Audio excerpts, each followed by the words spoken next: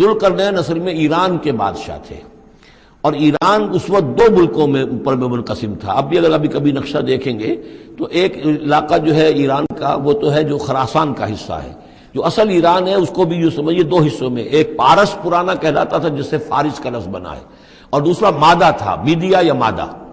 تو یہ ایک شخص ایسے ابھرے کہ جنہوں نے ان دونوں کو ملا کر ایک حکومت بنایا، اور وہاں سے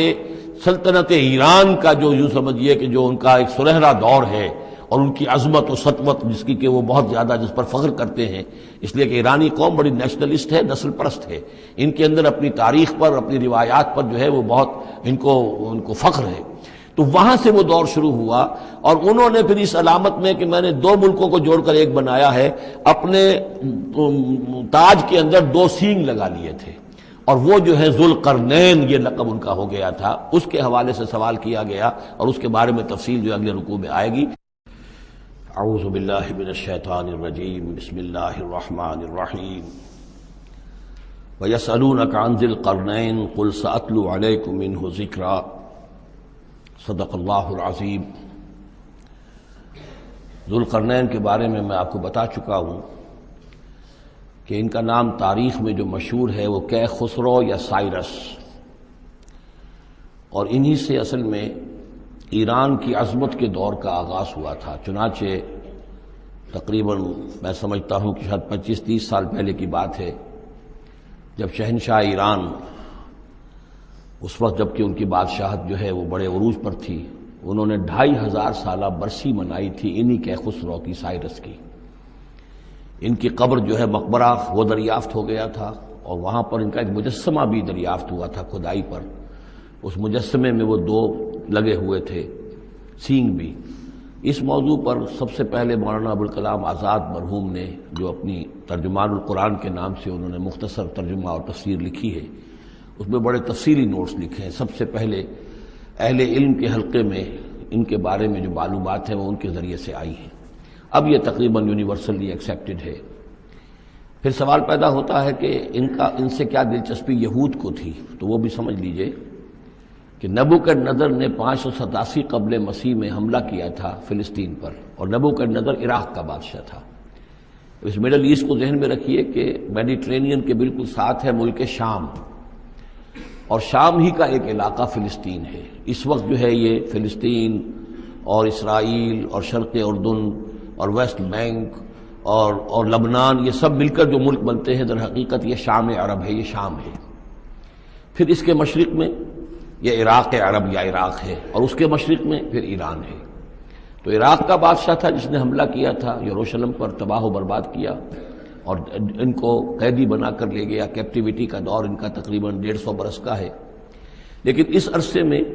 ایران میں یہ شخصیت ابھری کیخسرو کی یا سائرس کی۔ اس نے پھر فتوحات کا دائرہ شروع کیا، تو سب سے پہلے عراق کو فتح کیا، بیبیلونیا کو، اور یہاں پر جو یہ اسیر تھے یہودی، ان کو اجازت دے دی کہ تم واپس جاؤ، اپنا یروشلم آزاد کرو، اپنے جا کر آباد کر لو دوبارہ۔ تو گویا کہ یہ محسن ہیں ان کے، ذوالقرنین جو ہے ان کے محسن ہیں، جن کی وجہ سے کہ جن کے ذریعے سے اللہ تعالیٰ نے انہیں بیبیلونیا یعنی عراق کی کیپٹیوٹی جو ان کی اسارت کا دور تھا اس کو ختم کیا، آزادی ملی، اور پھر یہ واپس آئے۔ حضرت عزیر علیہ السلام کے ساتھ قافلہ آیا ہے، اور وہ تقریباً پھر انہوں نے آ کر یہاں اثر نو اس شہر کو بھی آباد کیا، اور ہیکل جو ہے حضرت سلیمان علیہ السلام کا بنایا ہوا جو وہ عبادت خانہ تھا اس کو دوبارہ تعمیر کیا۔ اس اعتبار سے ذوالقرنین جو ہے وہ ان کی تاریخ میں ایک معروف شخصیت ہے۔ تاریخ سے معلوم ہوتا ہے کہ انہوں نے پھر ایران کی پہلی حکومت کو کنسولیڈیٹ کر کے پارس اور مادہ کو ملا کر ایک سلطنت ایران بنائی۔ پھر ان کی فتوحات کے 3 دائرے ہیں۔ مغرب کی طرف میڈیٹرینین تک پورا علاقہ فتح کر لیا،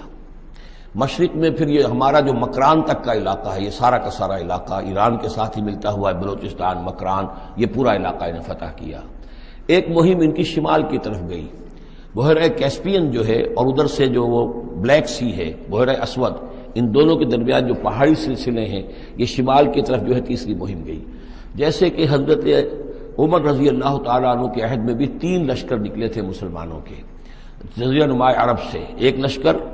شام سے ہوتا ہوا پھر مصر کی طرف گیا ہے، ایک لشکر عراق سے ہوتا ہوا ایران کی طرف گیا ہے، اور ایک لشکر سیدھا شمال کی طرف گیا ہے اور کوہ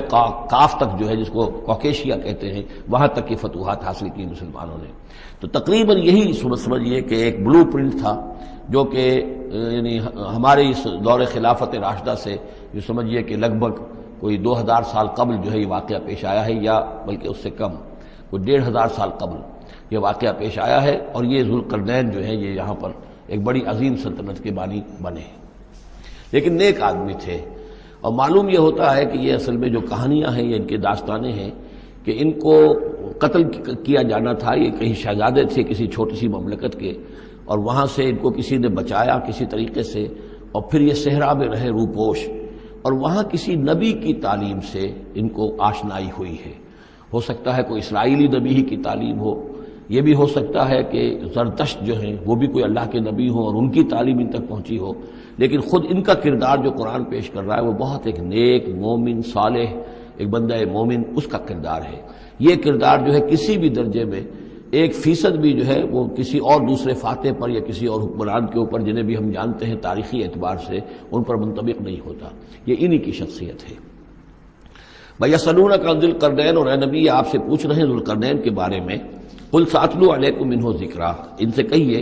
میں عنقریب تمہیں اس کے بارے میں کچھ حالات بتاتا ہوں۔ اِنَّا مَكَّنَّا لَهُ فِي الْأَرْضِ، ہم نے اسے زمین میں بڑا تمکن عطا کیا تھا، غلبہ عطا کیا تھا، وَآتَيْنَاهُ مِن كُلِّ شَيْءٍ سَبَبًا، اور ہم نے اسے ہر طرح کا ساز و سامان، وسائل و ذرائع، تمام اسباب جو ہیں فراہم کر دیے تھے۔ فَأَتْبَعَ سَبَبًا، تو انہوں نے پھر ایک مہم تیار کی، یعنی ایک فتوحات کا دائرہ مغرب کی طرف، حتی اذا بلغ مغرب الشمس، یہاں تک کہ جب وہ سورج کے غروب ہونے کی جگہ تک پہنچ گئے۔ اب یہ پرانے زمانے میں ظاہر بات ہے کہ پورا اس سے زیادہ نقشہ تو لوگوں کو معلوم بھی نہیں تھا، جب میڈیٹرینین کے ساحل پر پہنچ گئے تو معلوم ہوا آگے تو سمندر ہے، اور سمندر میں پھر آدمی کو محسوس ہوتا ہے سورج ڈوبتا ہوا۔ اگر آپ ساحل سمندر پر کھڑے ہو کر دیکھیں تو معلوم ہوتا ہے سمندر میں سورج ڈوب رہا ہے، تو یہ گویا کہ مغرب الشمس بن گیا ان کے لیے، وہ یہ سورج کے ڈوبنے کی جگہ۔ حتی اذا بلغ مغرب الشمس، جب وہ پہنچ گئے سورج کے غروب ہونے کی جگہ، وجدہا تغرب فی عین حمیۃ، تو انہوں نے دیکھا اسے ڈوبتے ہوئے، وہ ڈوب رہا ہے ایک بڑے گدلے سے سمندر کے اندر۔ وہ جو وہاں کا سمندر ہے بڑا گدلا سا ہے، یہ ایجین سی وغیرہ جو کہلاتے ہیں یہ بہت گدلے سے پانی کے ہیں۔ ووجد عندہا قوما، اور وہاں انہوں نے ایک قوم کو پایا مراد یہ کہ اس قوم پر انہیں فتح ہوئی، جنگ ہوئی، انہوں نے ان کو شکست دی، اور وہ قوم گویا کہ اب ان کے رحم و کرم پر ان کی گویا کہ وہ محکوم ہو گئی۔ قلنا یا ذوالقرنین، ہم نے کہا ذوالقرنین سے، اب یا تو یہ کہ یہ شاید نبی ہوں واللہ عالم، تو اللہ تعالیٰ کا اس طریقے سے براہ راست ان کو وحی کرنا، لیکن غیر نبی کو بھی اللہ تعالیٰ الہام کے ذریعے سے، جیسا کہ ہم نے دیکھا کہ وہ تو شہد کی مکھی کو بھی لفظ وحی آیا ہے، تو یہاں آیا ہم نے کہا اے قرنین، اور یہ بھی ہو سکتا ہے یہ صورتحال کی تعبیر ہو کہ گویا کہ وہ حالات زبان حال سے یہ کہہ رہے تھے۔ قلنا یا ذوالقرنین اما ان تعذب و اما ان تتخذ فیہم حسنا، کہ یا اے ذوالقرنین تمہیں اب پورا اختیار ہے، چاہو تو یہ جو مفتوح قوم ہے تمہاری اسے تم سزا دو، عذاب دو، ستاؤ انہیں،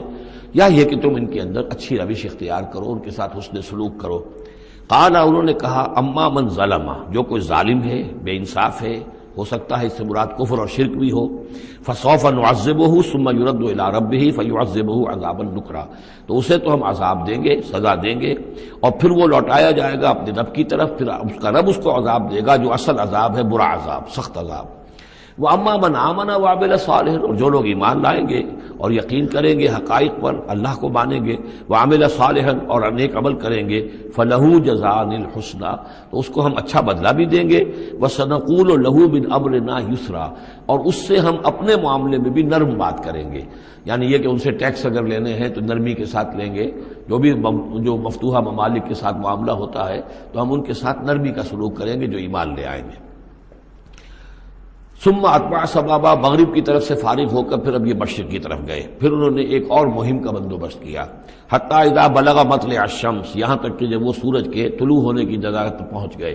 اب یہ جہاں تک تاریخی طور پر ثابت ہے وہ صرف مکران کے علاقے تک اتنی دور تک آئے ہیں، واللہ عالم، ہو سکتا ہے کہ مکران کے ساحل پر کھڑے ہو کر بھی انہیں محسوس ہوا ہو کہ بس اب یہ سورج جو ہے غروب ہو رہا ہے یا طلوع ہو رہا ہے وہاں سے، مطلع الشمس، تو وہاں جب پہنچے،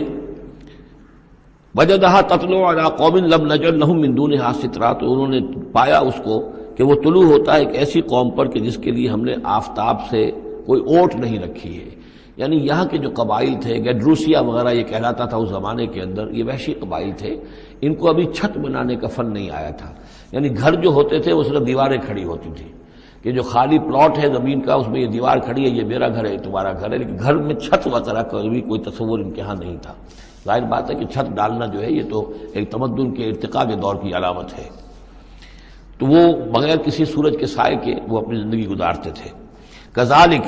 ایسا ہی ہوا وہاں بھی، یعنی جو پہلے ہوا تھا کہ یہاں بھی معاملہ وہی ہوا کہ اللہ تعالیٰ نے اختیار مطلق انہیں دیا، فتح دی، لیکن انہوں نے یہاں بھی یہی کہا کہ جو نیک لوگ ہوں گے ان کے ساتھ ہم نرمی کریں گے اور جو شریر ہوں گے ان کو سخت سزا دیں گے. وقد احطنا بما لدیہ خبرا، اور ہمیں پوری طرح معلوم ہے کہ جو وہاں اس کی خبر ہوئی اور جو بھی حالات وہاں گزرے، جو ماجرا وہاں ہوا.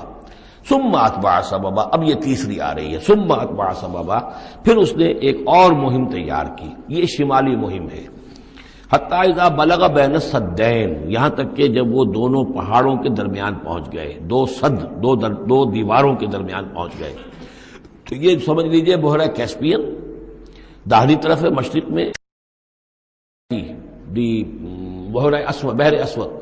اس کے درمیان یہ سلسلہ کوہ ہے اور یہ پیرلل چلتے ہیں دو، اور ان کے درمیان سے پھر وہ درے ہیں کہ جن میں سے ہو کر شمالی علاقے سے جو وحشی قبائل تھے وہ آ کر یہاں حملہ کرتے تھے، تاخت و تاراج کرتے تھے، لوٹ مار کر کے چلے جاتے تھے، جن کو یاجوج ماجوج کہا گیا ہے.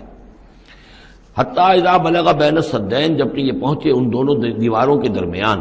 وجد من دونہما قوما، تو انہوں نے پایا ان دونوں کے ورے ایسے لوگوں کو، لا یکادون یفقہون قولا، یہ لوگ بھی ایسے تھے غیر متمدن، کوئی بات سمجھتے نہیں تھے، یعنی زبان ایسی ہوگی کہ جو ان کی سمجھ میں نہیں آ رہی تھی، لیکن یہ کہ کسی نہ کسی ذریعے سے انہوں نے اپنا ایک مطلب، اپنی ایک عرضداشت پیش کی. قالوا یا ذا القرنین، انہوں نے کہا کہ اے ذو القرنین، ان یاجوج و ماجوج مفسدون فی الارض،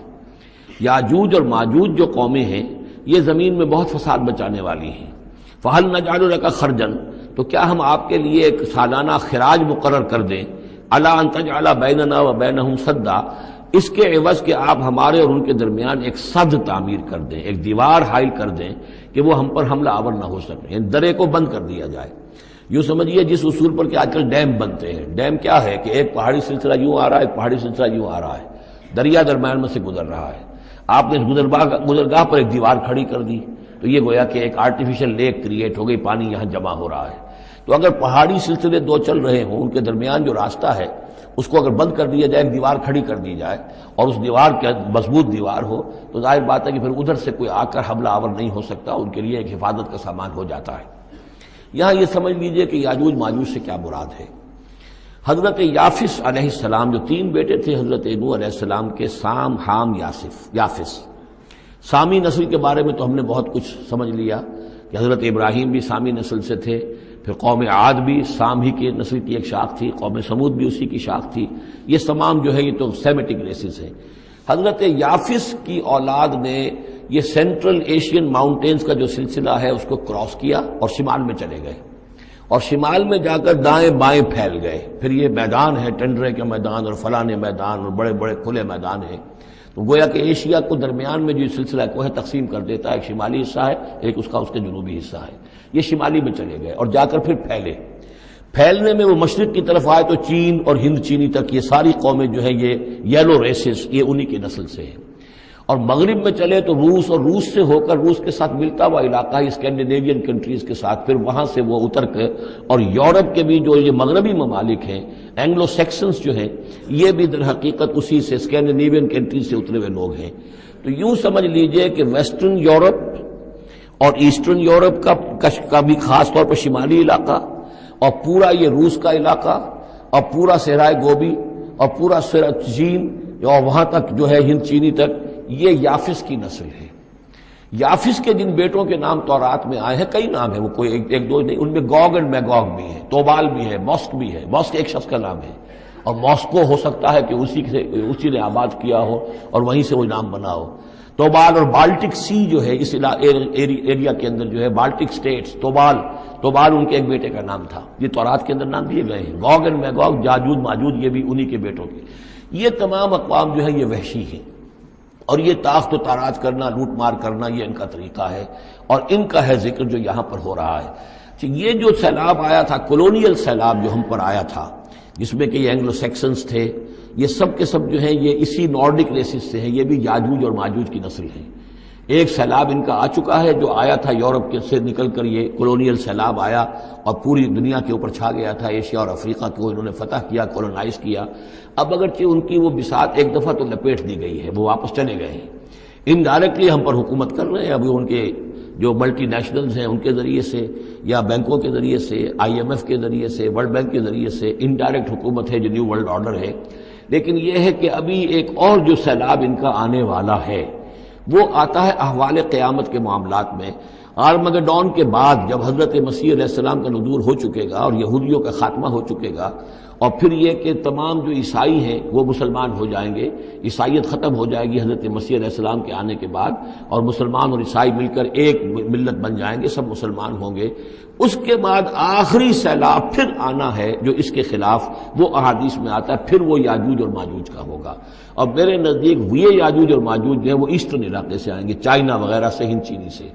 آرمگڈون جو ابھی ہونی ہے فوری طور پر بڑی جنگ، اس میں یہ لوگ جو ہیں بیٹھے رہیں گے، یہ جنگ میں حصہ نہیں لیں گے۔ یہ مڈل ایسٹ میں جنگ ہوگی، یورپین پاور ساری ہوں گی، کرسچین پوری طاقتیں ہوں گی، اور ادھر جو ہے مسلمان ہوں گے، اور حضرت مہدی جو ظاہر ہوں گے، جو اللہ تعالیٰ ایک عنایت کرے گا مسلمانوں کو لیڈر عرب کے اندر، وہ پیدا ہوں گے، مجدد ہوں گے، اور ان کے ذریعے سے عرب کے اندر ایک اسلامی حکومت بھی قائم ہوگی۔ لیکن ان کے لیے مدد کے لیے خراسان کے علاقے سے فوجیں آئیں گی، مشرق سے آئیں گی، اور یہ علاقہ جو ہے وہ ہے جو ہمارے قریب ہے، اور ہم بھی اسی علاقے میں ہیں۔ اللہ تعالیٰ ہمیں توفیق دے کہ یہاں وہ ہم پہلے اس نظام میں خلافت قائم کریں، تاکہ یہاں سے پھر فوجیں جائیں اور حضرت مسیح کے ساتھ ہو کر اور حضرت مہدی کے ساتھ ہو کر عیسائیوں اور یہودیوں کے ساتھ جنگ کریں، اور بالآخر پھر یہ کہ پوری دنیا میں اسلام کا بول بالا ہوگا۔ لیکن جب یہ ہو چکے گا، اس کے بعد ایک سیلاب پھر آئے گا یاجوج اور ماجوج کا۔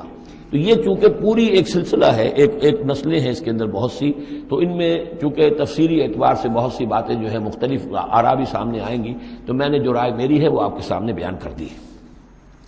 اس وقت بھی وہ یاجوج ماجوج تھے جو ان شمالی دروں سے آ کر حملے کرتے تھے۔ الا ان تجعل بیننا وبینہم سدا،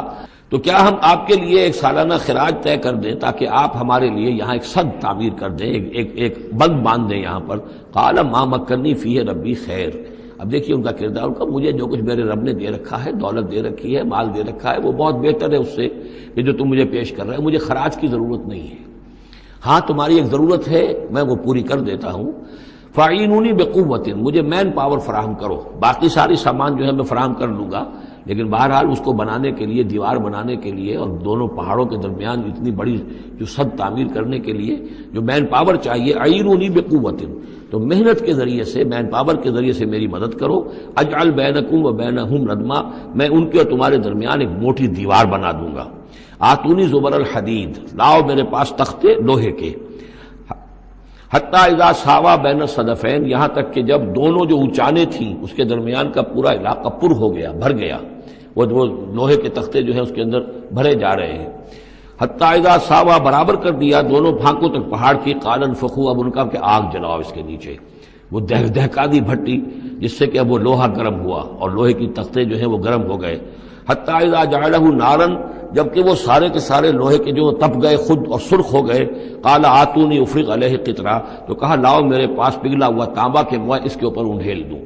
تو اس طریقے سے گرین فورس کنکریٹ سے بھی 10 گنا سمجھیے مضبوط شے انہوں نے بنا دی کہ اس میں لوہا اور پھر لوہا سیسا یا تانبا پلایا ہوا، تو اس طریقے سے ایک بڑی مضبوط دیوار قائم کر دی۔ اس دیوار کے جو آثار اب بھی موجود ہیں، دیوار تو موجود نہیں ہے، یہ داریال اور دربند کے درمیان یہ کشادہ راستہ ہے اب بھی، یہ ویسٹ کوسٹ جو ہے کیسپین کا، اس کے ساتھ اس کی لمبائی 50 میل اور اس کی اونچائی 29 فٹ اور 10 فٹ چوڑی یہ دیوار تھی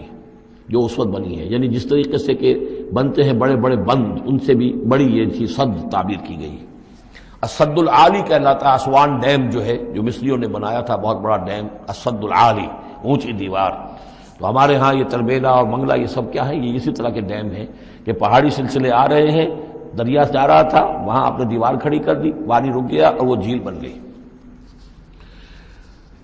فمستطاعوا ان یظہروہ، تو انہوں نے کہا کہ اب یہ لوگ نہ تو یہ اس کے اوپر سے آ سکیں گے، اس کو نہ چڑھ سکیں گے، ومستطاعوا لہ نقبا، نہ اس میں کوئی سوراخ لگا سکیں گے، نقب لگا سکیں گے۔ قال ھذا رحمۃ من ربی، یہ سب اتنا بڑا کارنامہ کر کے بھی انہوں نے کہا یہ سب رحمت ہے میرے رب کی طرف سے، میرا کوئی کمال نہیں،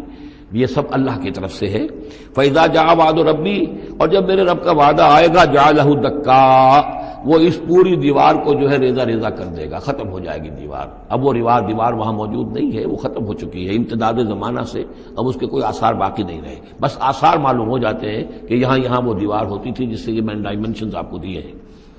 وَكَانَ وَعْدُ رَبِّي حَقًّا، اور میرے رب کا وعدہ جو ہے وہ حق ہے، سچ ہے، پورا ہو کر رہے گا۔ وَتَرَكْنَا بَعْضَهُمْ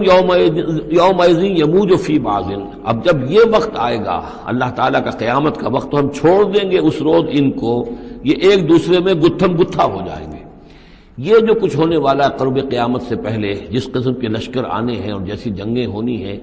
اور یہ جو یاجوج ماجوج جب آئیں گے تو آتا ہے احادیث کے اندر کہ پورے دریا اور پورے سمندر پی جائیں گے، ہر چیز کھا جائیں گے، اور یہ معلوم ہوتا ہے کہ چینیوں کے ہاں تو خاص طور پر سانپ بچھو جو شے ہو، کتا بلی، ہر شے چٹ کر جاتے،